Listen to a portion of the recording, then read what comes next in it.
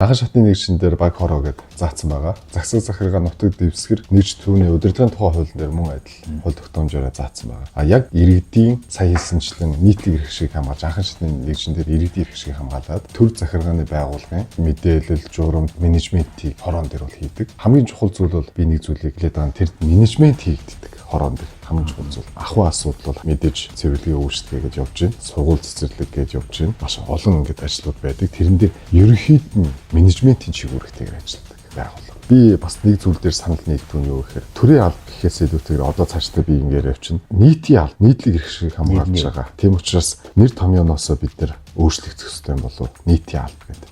Нийтийн албанд нь хууль тогтоох, гүйцэтгэх, шүүх мэдлэгээд бид нэр бүгд нийтлэг эрх шиг хамгаалж байгаа. Төр гэдэг ихээр надад жоохон хатуу бөгөөд коммунист жоохон тийм сонсогдоод агуулгатай. Тэрийг детальчилж авч үзэх хэрэгтэй байхгүй. Нийтлэг эрх шиг хамгаалж байгаа тэр хууль тогтоох байгууллага юм уу? Гүйцэтгэх мэдлэг юм уу? Шүүх мэдлэг юм уу? Алинд нь алдаад тогтолцоод алийг нь засцаал уулмаар. Төр гэдэг ихээр чинь ерөнхийд нь авд үзчихээд байгаа. Бид нэр ингэж деталь, судалгаатай, мэдээлэлтэй наривчилж авч үзэх бас цаг нь одоо яг ирсэн.